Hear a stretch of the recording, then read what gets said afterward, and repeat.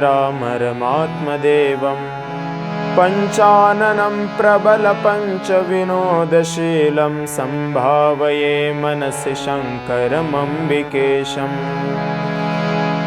नमः पार्वतीपतये हर हर महादेव शंभो।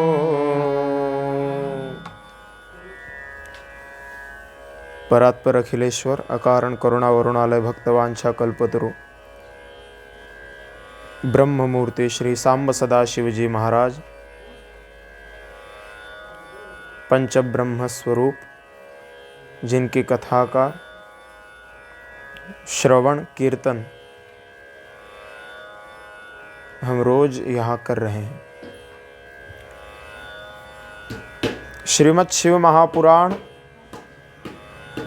ये शिवजी ने स्वयं कहा है, इसलिए परब्रह्म के मुख से उच्चारित हुआ यह शिव महापुराण रूपी महाशास्त्र, यह शब्द ब्रह्म है। यह साक्षात शिवजी की वाङ्मयीन प्रतिमूर्ति है शिव महापुराण। शिवजी और शिव महापुराण ये दोनों भिन्न नहीं है, ये दोनों एक हैं। इसलिए इन दोनों में भेद नहीं करना चाहिए। शिव महापुराण और सांब सदाशिव जी महाराज ये दोनों एक है। शब्द और उसका अर्थ जिस प्रकार एक होता है, ऐसे ही नदी और नदी की धारा जिस प्रकार एक होती है, समुद्र और समुद्र पर उठने वाली उसकी लहरें ये दोनों एक है, ऐसे ही शिव जी और यह शिव महापुराण ग्रंथ ये दोनों एक है, इनमें भेद नहीं। कल की कथा में हमने श्रवण किया था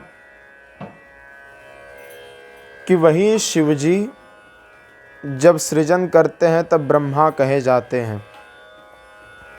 इस सृष्टि के उत्पत्ति के लिए उन्हीं शिवजी ने ब्रह्मा का रूप धारण किया और सृष्टि उत्पन्न करने लगे। लेकिन सबसे पहले जब ब्रह्मा जी ने सृष्टि का निर्माण किया तब उन्होंने मानस सृष्टि का निर्माण किया। मानस सृष्टि का अर्थ होता है अपने मन के संकल्प से उन्होंने जीवों को तैयार किया, अपने पुत्रों को तैयार किया। मन का संकल्प उन्होंने किया और सबसे पहले मानस सृष्टि में उनके 10 पुत्र निर्माण हुए।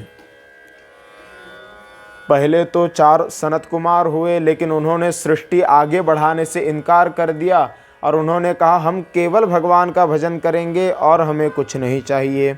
इसलिए उन्होंने पिता की आज्ञा नहीं मानी और भजन करने चले गए। दूसरे उन्होंने अपने मन से उत्पन्न किया, वह थे रुद्र। वह बालक रोता हुआ ही जन्म लिया, जिसने ऐसा बालक, उसका नाम हुआ रुद्र, मतलब जो रोने वाला है। तो वह भी अपने बड़े भैयाओं का अनुसरण करने लगे। उन्होंने कहा कि महाराज हम भी अपने ही बड़े भैयाओं का अनुसरण करेंगे, संसार के झंझट में नहीं पड़ेंगे, भगवान का भजन करके मस्त रहेंगे। वह भी अलिप्त हो गए और उसके बाद उन्होंने 10 पुत्रों को जन्म दिया। उनके वह 10 मानस पुत्र कहे जाते हैं। कृतु, अंगिरा, पुलस्त्य, भृगु, मरीचि, दक्ष, नारद, धर्म इत्यादि सब 10 पुत्रों को निर्माण करने के बाद उन सब को उन्होंने आज्ञा दी कि आप जाकर सृष्टि निर्माण करिए, यह साक्षात परमेश्वर की आज्ञा है, इसकी अवहेलना करोगे तुम्हारा कहीं उद्धार नहीं होगा। उन्होंने अपने पुत्रों को बताया, लेकिन उसमें से जो दक्ष प्रजापति है उन्होंने अपने पिता की आज्ञा मान ली। दक्ष प्रजापति ने उनकी आज्ञा को मानकर उन्होंने भी मानस सृष्टि का ही निर्माण किया, 10,000 पुत्रों को जन्म दिया। उनको नारद जी ने संन्यास दे दिया, फिर भी सृष्टि आगे नहीं बढ़ी, क्योंकि संन्यास से सृष्टि आगे नहीं बढ़ती। गृहस्थ होना पड़ेगा और संतान उत्पन्न करनी, फिर सृष्टि आगे बढ़ेगी, उसका क्रम आगे बढ़ेगा और यही ईश्वर की इच्छा। लेकिन संन्यास धर्म धारण कर लिया 10,000 पुत्रों ने। अब क्या करें? ब्रह्मा जी ने फिर आज्ञा दी, 1,000 पुत्रों को और जन्म दिया, लेकिन वह भी संन्यास धर्म के अवलंबी हो गए। फिर नारद जी को श्राप दे दिया और फिर दक्ष प्रजापति नाराज हो गए कि हमारे इतने संतान हुए लेकिन हम फिर भी अपने पिता की आज्ञा का पालन नहीं कर पाए, सृष्टि का क्रम आगे नहीं बढ़ा पाए। इधर ब्रह्मा जी 10 मानस पुत्र बनाकर चिंता में पड़ गए, क्योंकि फिर इस सृष्टि को आगे बढ़ाने के लिए मानस सृष्टि छोड़कर मैथुन सृष्टि का आरंभ करना पड़ेगा। अब ब्रह्मा जी ने इसी की चिंता करते हुए श्री शिवजी का अखंड ध्यान लगाना शुरू किया। श्री शिवाय नमस्तुभ्यं, श्री शिवाय नमस्तुभ्यं। शिवजी का ध्यान किया। तप करने के बाद स्वयं शिवजी प्रकट हुए और इनकी इच्छा उन्होंने जान ली थी कि ब्रह्मा जी चाहते हैं मैथुनी सृष्टि का आरंभ हो। मैथुनी सृष्टि का आरंभ करने के लिए स्त्री और पुरुष दोनों आवश्यक है, महत्वपूर्ण, अनिवार्य है।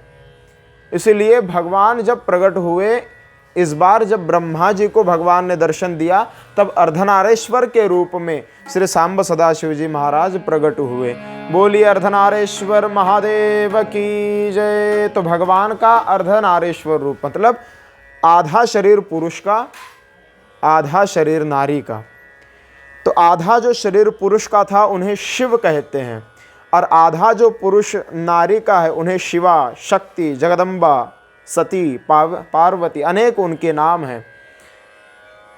तो शिव और शक्ति के एक शरीर थे, आधे आधे शरीर में अर्धनारेश्वर महादेव प्रकट हो गए। ब्रह्मा जी ने आंख खोलकर देखा तो उन्हें समझ में आ गया कि अंतर्यामी शिव जी ने अपने मन की मनोकामना जानकर अर्धनारेश्वर के रूप में उन्होंने अपने स्वरूप को प्रकट किया, अर्थात वह इस सृष्टि में स्त्री उत्पन्न करेंगे। और शिव जी ने उनके मन के भावों को जानकर अपने शरीर को दो भागों में विभक्त किया। एक से वह शिव जी कहलाए, परात्पर अखिलेश्वर ब्रह्म, और दूसरे से वह